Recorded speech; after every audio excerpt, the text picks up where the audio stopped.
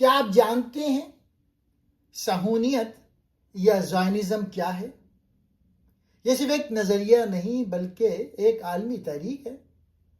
یہ کتاب ہمیں بتاتی ہے کہ زائنزم وہ تحریک تھی جس کا مقصد فلسطین میں یہودی ریاست قائم کرنا تھا۔ یہ تحریک 19ویں صدی میں یورپ سے شروع ہوئی جب یہودی برادری کو شدید مظالم کا سامنا تھا۔ تھیوڈور ہرزل نے یہودی ریاست کا خواب دیکھا۔ 1948 میں اسرائیل کا قیام اسی خواب کی تعبیر تھی، لیکن اس کے ساتھ ہی فلسطینیوں کی زمین، شناخت اور مستقبل بھی متاثر ہوا۔ یہ صرف تاریخ نہیں، یہ آج کی سیاست، جنگ اور امن کا سوال ہے۔ زائنزم کیا صرف یہودیوں کا حق ہے یا ظلم کا آغاز؟ یورپ میں یہودیوں کے خلاف بڑھتی ہوئی نفرت نے زائنزم کو جنم دیا۔ ڈیوڈ بین گورن، تھیوڈور ہرزل جیسے افراد نے تحریک کو منظم کیا۔ ان رہنماؤں نے عالمی طاقتوں سے حمایت حاصل کرنے کی کوشش کی، جیسے بیلفور ڈکلیریشن 1917۔ برطانیہ کی جانب سے فلسطین میں یہودی قومی وطن کی حمایت جو تھی وہ بیلفور ڈکلیریشن تھی 1917 میں۔ 1948 میں اسرائیل کا قیام زائنزم کا سب سے بڑا ہدف مکمل ہوا۔ عرب اسرائیل جنگیں اور فلسطینیوں کی نقل مکانی جیسے اہم سیاسی نتائج بھی زیر بحث ہیں۔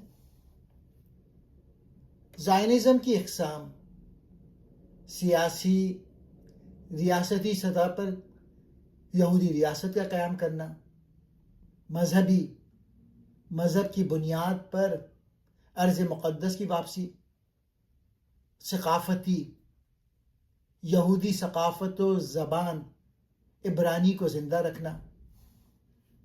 بعض یہودی گروپ خود بھی زائنزم کے خلاف ہیں۔ فلسطینی عوام اور عرب دنیا کی جانب سے زائنزم کو نوآبادیاتی منصوبہ سمجھا جاتا ہے۔ اس کتاب میں جدید ریاست اسرائیل کی پالیسیوں، قوانین اور زائنزم کے اثرات پر بھی روشنی ڈالی گئی ہے۔ اس کتاب میں ہر حرف اے سے لے کر زی تک زائنزم سے جڑی ایک اہم اصطلاح، شخصیت یا واقعے کی نمائندگی کرتا ہے۔ اے، علیہ، یہودیوں کی فلسطین ارض اسرائیل کی طرف ہجرت کو علیہ کہا جاتا ہے۔ زائنسٹ تحریک میں اسے ایک مقدس قومی فریضہ سمجھا جاتا ہے۔ سی، کانگریس، 1897 میں تھیوڈور ہرزل کی قیادت میں پہلا زائنسٹ کانگریس اجلاس منعقد ہوا، جہاں یہودی ریاست کے قیام کا رسمی مطالبہ سامنے آیا۔ ڈی، ڈائسپورا، دنیا بھر میں پھیلے ہوئے یہودی جو فلسطین سے باہر مقیم تھے۔ زائنسٹ کا مقصد تھا کہ ان سب کو واپس ایک ریاست میں متحد کیا جائے۔ ای، ایرٹس یسریل، عبرانی میں فلسطین کے لیے استعمال ہونے والے مذہبی و قومی نام، جیسے زائنسٹ یہودیوں کا تاریخی وطن سمجھتے ہیں۔ ایف، فیکشنلزم، زائنسٹ تحریک کے اندر مختلف گروہوں اور نظریاتی دھاروں کا پایا جانا، سیکولر، مذہبی، سوشلسٹ وغیرہ۔ جی، گولڈا مائر، اسرائیل کی پہلی خاتون وزیر اعظم جنہوں نے صہیونی ریاست کے قیام کے بعد اسے مضبوط بنانے میں مرکزی کردار ادا کیا۔ آئی، انڈیپینڈنس، 1948 میں اسرائیل کے قیام کا اعلان اور اسے ایک آزاد ریاست تسلیم کیا جانا، زائنسٹ تحریک کا عملی مقصد مکمل ہونا۔ جے بوٹنسکی، ایک انتہا پسند زائنسٹ رہنما جنہوں نے زائنزم کی بنیاد رکھی، جو جارحانہ اور فوجی طریقے سے ریاست کے قیام کا حامی تھا۔ ایل لیبر زائنزم، صہیونیت کا سوشلسٹ نظریہ جو ریاست اسرائیل کو محنت کش طبقے اور مساوات کی بنیاد پر تعمیر کرنے کے حق میں تھا۔ این نیتن یاہو، اسرائیل کے موجودہ اور کئی بار کے سابق وزیر اعظم جنہوں نے صہیونی ریاست کو دائیں بازو کی پالیسیوں پر گامزن کیا۔ او اوسلو اکارڈ، 1993 میں اسرائیل اور فلسطین اتھارٹی کے درمیان امن معاہدے، جنہیں زائنسٹ تحریک کا ایک نیا مرحلہ سمجھا جاتا ہے۔ پی پیلسٹائن، وہ سرزمین جسے زائنسٹ ارض اسرائیل کہتے ہیں، اور فلسطینی اپنی قومی ریاست۔ زائنسٹ اور فلسطینی قوم پرستی کا بنیادی تنازع۔ کیو کارٹین آف ڈسینٹ، زائنسٹ میں اندرونی یا بیرونی تنقید کو اکثر دبا دیا جاتا ہے، خاص طور پر وہ لوگ جو اسرائیل کی پالیسیوں سے اختلاف کرتے ہیں۔ آر ریویژنسٹ زائنزم، زائنسٹ کا ایک سخت گیر اور قوم پرست دھڑا جس کا مقصد تمام فلسطین پر قابض ہو کر یہودی ریاست بنانا تھا۔ ایس 6 Days War، 6 روزہ جنگ 1967۔ اس جنگ میں اسرائیل نے اردن، مصر اور شام سے علاقے چھین کر قبضہ کیا۔ زائنسٹ توسیع پسندی کا عملی مظہر۔ ٹی ٹیمپل ماؤنٹ، یروشلم کا متنازع مقام جہاں مسلمانوں کا اقصی ہے اور یہودی اسے اپنا مذہبی مرکز مانتے ہیں۔ صہیونیت کا مذہبی پہلو۔ یو یونائٹڈ نیشن، اقوام متحدہ کی قرارداد 1947 کے تحت فلسطین کو عرب اور یہودی ریاست میں تقسیم کیا گیا۔ وی ولنا گاؤن، یہودی مذہبی اسکالر جنہوں نے مذہبی بنیادوں پر فلسطین میں آباد ہونے کی ترغیب دی۔ صہیونیت کے مذہبی محرکات میں سے ایک ہے۔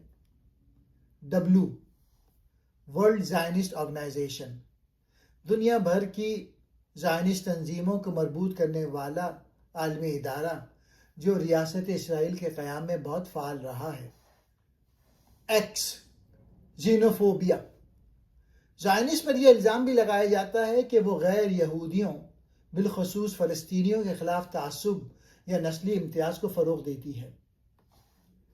وائی یشہو، زائنسٹ ریاست کے قیام سے پہلے فلسطین میں آباد یہودی کی آبادی کو یشہو کہا جاتا تھا، جو بعد میں اسرائیلی ریاست میں ضم ہو گئی۔ یہ کتاب صرف یہودیوں کا بیانیہ پیش کرتی ہے، لہٰذا اس کا مطالعہ تنقیدی اور غیر جانبدارانہ نظر سے کیا جانا چاہیے۔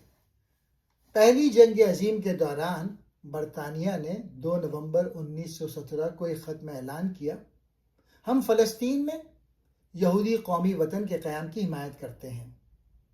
یہ برطانیہ کے وزیر خارجہ آرتھر بلفور نے یہودی بینکار روتھ چائلڈ کو لکھا تھا۔ برطانیہ نے یہودیوں سے وعدہ کیا کہ وہ فلسطین میں ان کے لیے قومی وطن بنائے گا، مگر اسی وقت عربوں سے بھی آزادی کے وعدے کیے گئے تھے۔ فلسطین میں اس وقت اکثریتی آبادی عرب مسلمانوں کی تھی۔ یہ اعلانیہ نو آبادیاتی سیاست کی مثال سمجھا جاتا ہے جس نے عرب یہودی تنازع کو جنم دیا۔ علیہ، فلسطین کی طرف یہودی ہجرت، یہ علیہ عبرانی لفظ ہے جس کے معنی ہیں اوپر جانا یا بلندی کی طرف سفر کرنا۔ زائنسٹ میں اس کا مقصد یہودیوں کی فلسطین واپسی، جو بائبل کی پیشگوئی کی تکمیل مانی جاتی ہے۔ تاریخی لہریں، پہلی علیہ 1903 میں روس اور یورپ سے، دوسری علیہ 1904 سے 1914 صہیونیت سے متاثر مزدور طبقہ، تیسری علیہ 1919 سے 1923 تک جنگ عظیم اول کے بعد، چوتھی اور پانچویں علیہ نازism کے دوران یہودی فرار۔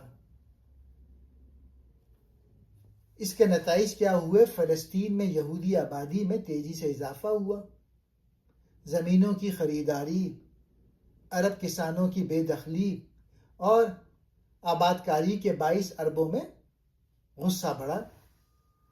14 مئی 1948 کو ڈیوڈ بن گورین نے اسرائیل کے قیام کا اعلان کیا۔ اسی دن عرب ریاستوں نے اسرائیل پہ حملہ کر دیا۔ 1948 کی عرب اسرائیل جنگ۔ اسرائیلی موقف: یہودیوں نے اپنی تاریخی سرزمین پر واپس آ کے ایک جدید ریاست قائم کی۔